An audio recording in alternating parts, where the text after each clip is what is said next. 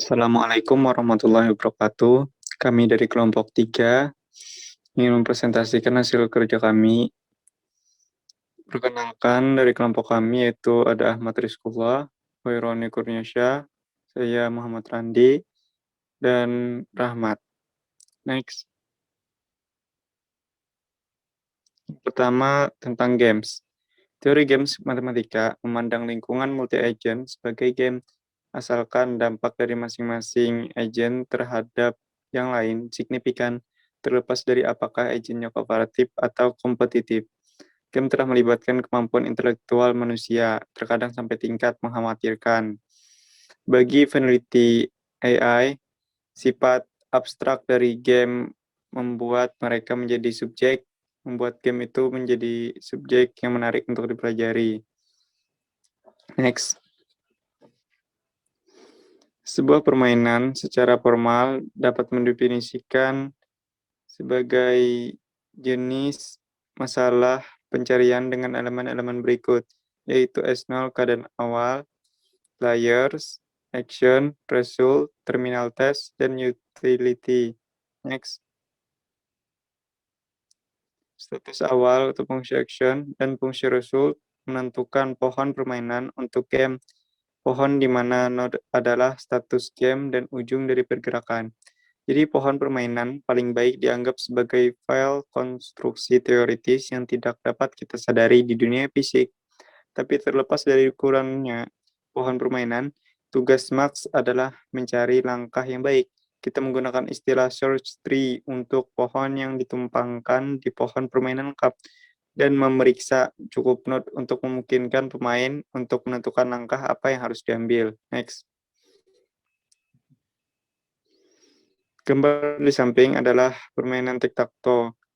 Untuk permainan tic-tac-toe, node atas adalah keadaan awal dan Max bergerak pertama. Menempatkan X di kotak kosong, kita tunjukkan bagian dari pohon. Memberi gerakan bergantian oleh min, itu ditandai dengan tanda lingkaran, dan maksimal X. Sampai kita akhirnya mencapai status terminal, yaitu dapat diberikan utilitas sesuai dengan aturan permainan. Next. Solusi optimal decision in games. Jadi solusi optimal adalah urutan tindakan yang mengarah ke tujuan keadaan terminal kemenangan. Secara kasar, strategi optimal mengarah pada hasil setidaknya sebaik strategi ketika seseorang bermain hanya dengan lawan sempurna. Kita mulai dengan menunjukkan bagaimana menemukan strategi optimal ini. Seperti gambar berikut, lanjut. Next. Strategi optimal dapat ditentukan dari nilai minimax dari setiap node. Nilai minimum node adalah utilitas untuk maksimal berada dalam kondisi yang sesuai, dengan asumsi kedua pemain bermain secara optimal dari awal hingga akhir permainan. Terus sekali nilai minimum dari status terminal adalah utility-nya, kemudian kita dapatkan seperti gambar berikut. Next. Masalah dengan alpha beta pruning. Masalah dengan pencarian minimax adalah jumlah keadaan game yang harus diperiksa eksponensial di kedalaman pohon. Trik yang memungkinkan untuk menghitung dengan benar keputusan minimal tanpa melihat setiap node di pohon game disebut alpha beta pruning. Ketika diterapkan ke pohon minimax standar, ia mengembalikan gerakan yang sama seperti yang dilakukan minimax, tetapi memangkas cabang itu tidak mungkin mempengaruhi keputusan akhir. Next. Cara lain untuk melihatnya adalah sebagai penyederhanaan rumus untuk minimax. Biarkan dua penerus node C yang tidak dievaluasi pada gambar 3 memiliki nilai X dan Y. Kemudian nilai simpul akar diberikan oleh gambar berikut. Dengan kata lain, nilai root dan keputusan minimum tidak bergantung pada nilai daun X dan Y yang telah dipangkas. Selanjutnya, pada Khaironi Kurniasyah, saya persilahkan.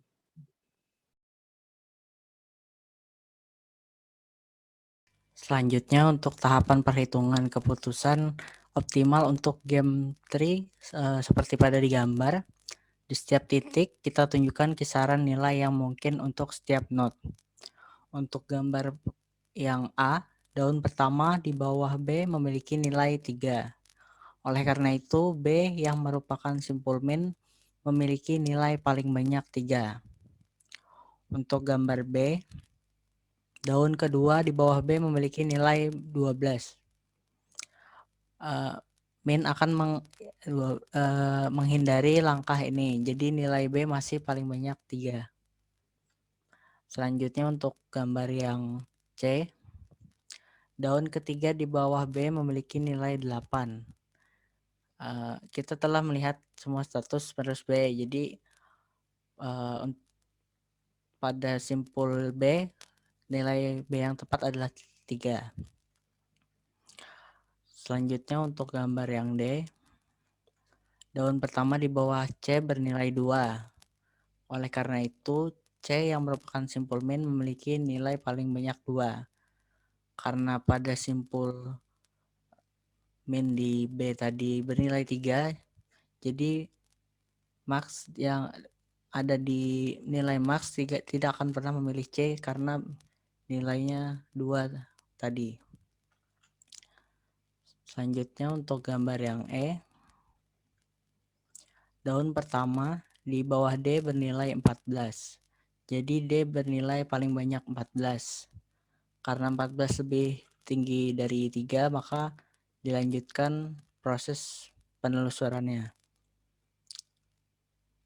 Selanjutnya gambar yang F,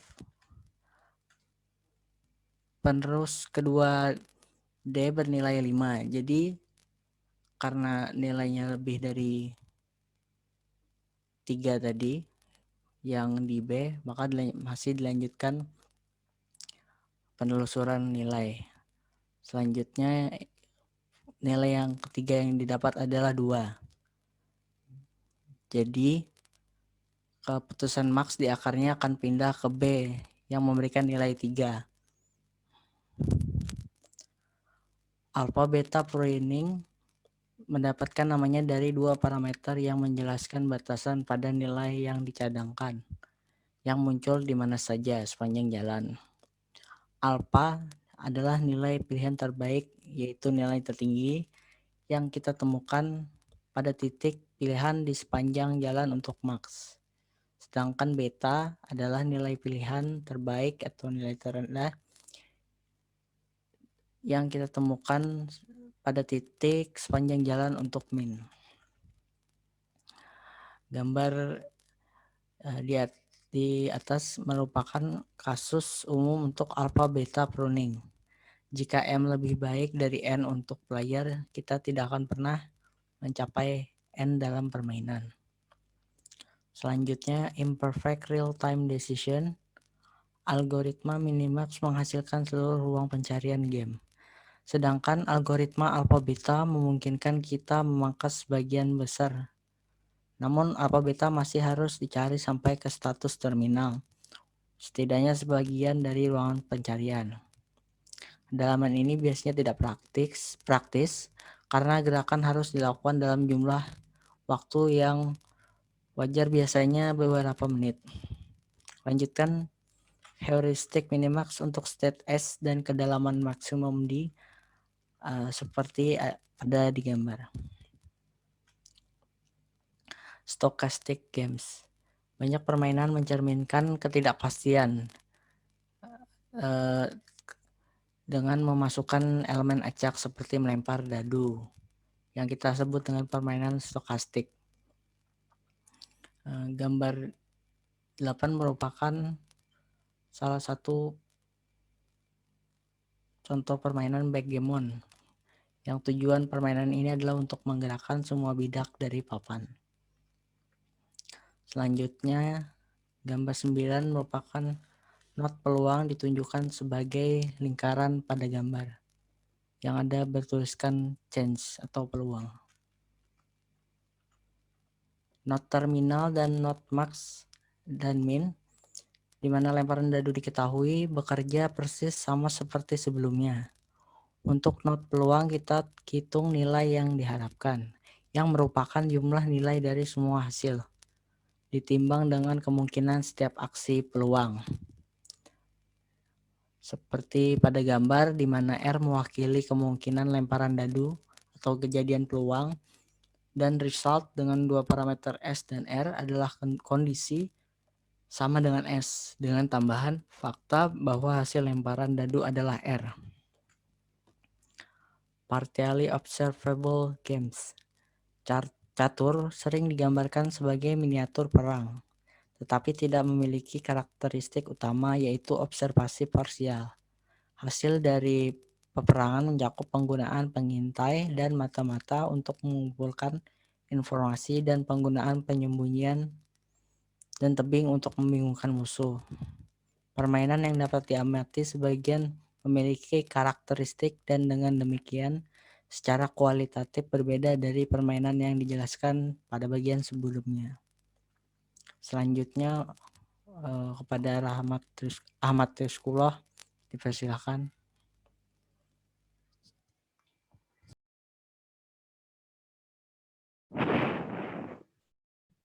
Ya, berikutnya kita akan membahas soal state of the art game program.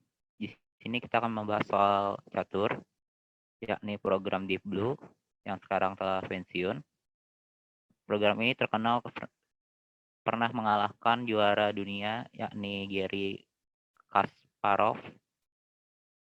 Program ini dapat membaca gerakan dengan mendalam dan memiliki database yang berisikan sekitar 700 data permainan para Grandmaster.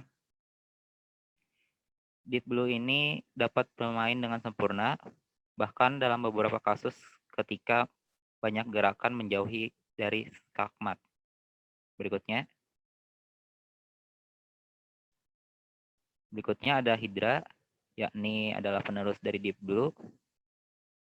Dan selanjutnya ada Raivka, yang mana merupakan pemenang kejuaraan catur komputer dunia 2008 dan 2009.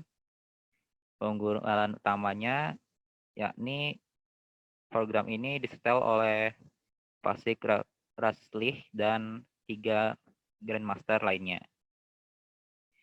Dari data-data tersebut dapat lihat bahwa untuk catur, program catur komputer jauh berada lebih unggul dibandingkan dengan para pesaing manusia. Berikutnya ada alternative approach. Di sini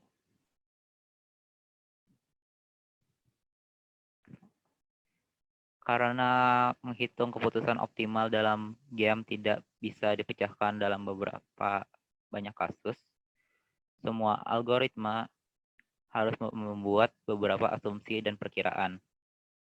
Pendekatan standar berdasarkan minimax dan fungsi evaluasi dan alpha beta. Beberapa percaya bahwa ini telah menyebabkan permainan game menjadi berpecah dari arus utama penelitian AI. Pendekatan standar tidak lagi memberikan banyak ruang untuk wawasan baru menjadi pertanyaan umum tentang pengambilan keputusan.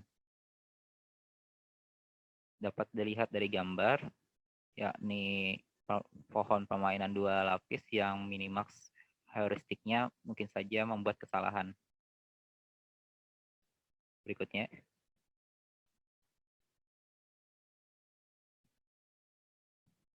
Ya, jadi kita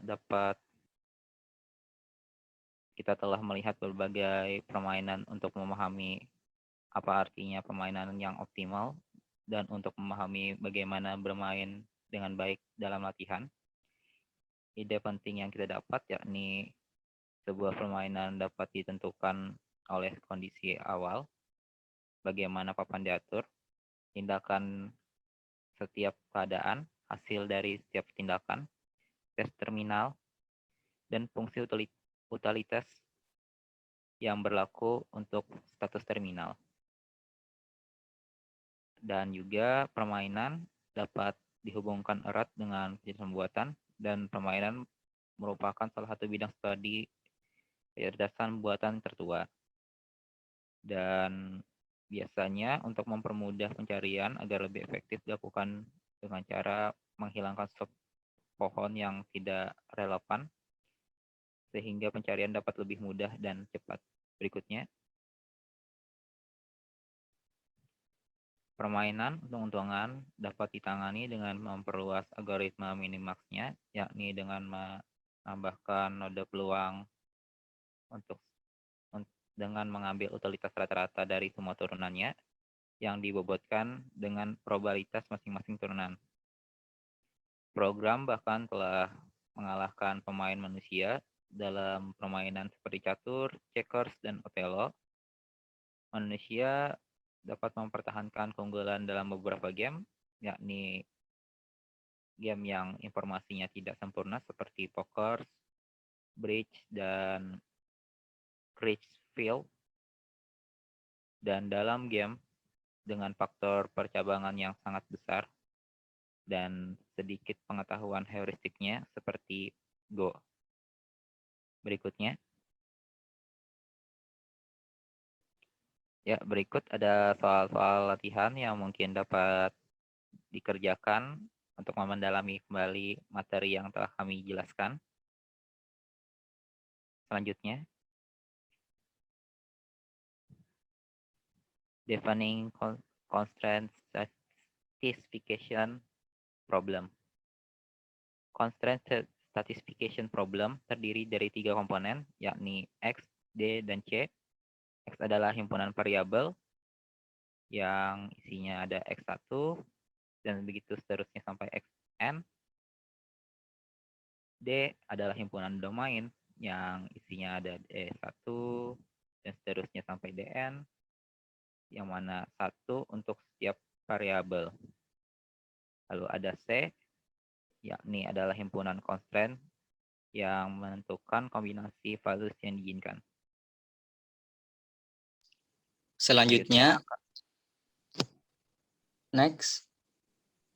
Dalam defining constraint satisfaction problem, suatu relasi dapat direpresentasikan sebagai daftar eksplisit dari semua tuple dari value yang memenuhi constraint, atau sebagai relasi abstrak yang mendukung 2 operasi, yaitu menguji apakah tuple adalah anggota dari relasi dan pencacahan anggota relasi. Next. Dalam pencarian state space, biasanya algoritma hanya dapat melakukan satu hal, yaitu pencarian. Ide utamanya adalah lokal konsistensi. Jika kita memperlakukan setiap variabel sebagai simpul dalam grafik dan setiap constraint biner sebagai busur, maka proses penegakan lokal konsisten di setiap bagian grafik menyebabkan value yang tidak konsisten dihilangkan di seluruh grafik. Ada berbagai jenis lokal konsistensi, yaitu node konsistensi, art konsistensi, part konsistensi, dan k-konsistensi. Next.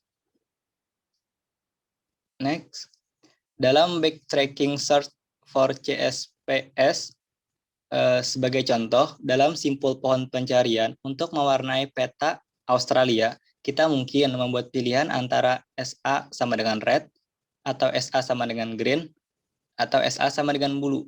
Tetapi kita tidak akan pernah memilih antara SA sama dengan red dan SA sama dengan blue. Dengan pembatasan ini, jumlah daun seperti yang kita harapkan pada program berikut. Next. Istilah backtracking search for CSP digunakan untuk pencarian depth first yang memilih value untuk satu variabel pada satu waktu dan menelusuri kembali satu variabel tidak memiliki legal value yang tersisa untuk diterapkan. Seperti pada gambar, hanya menyimpan satu representasi dari sebuah state dan mengubah representasi itu daripada yang membuat yang baru. Ternyata kita dapat menyelesaikan CSP secara efisien tanpa pengetahuan khusus domain seperti itu. Next. Dalam local search for CSPS, algoritma pencarian ternyata efektif dalam memecahkan banyak CSP.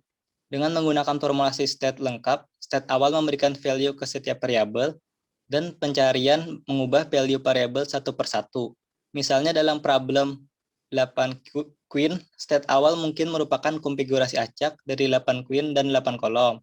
Dan setiap langkah memindahkan satu ratu ke posisi baru di kolomnya. Biasanya tebakan awal melanggar beberapa constraint. Tujuan dari pencarian lokal adalah untuk menghilangkan constraint yang dilanggar, seperti yang ada pada program di bawah ini. Next. Pada struktur of problem, kita memeriksa cara-cara di mana struktur problem sebagaimana direpresentasikan oleh grafik tersebut dapat digunakan untuk mencari solusi dengan cepat. Setiap komponen sesuai dengan subproblem CSP. Next. Pada gambar terlihat bahwa untuk menyelesaikan CSP yang berstruktur pohon, pertama-tama kita pilih variabel apapun yang menjadi akar pohon, dan pilih urutan variabel sedemikian rupa sehingga setiap variabel muncul setelah induknya di pohon. Pengurutan seperti ini disebut topological sort. Next.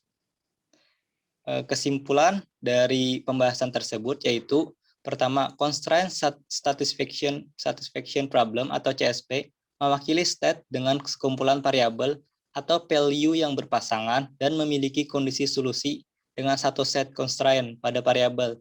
Banyak masalah dunia nyata yang paling penting dapat digambarkan sebagai CSP.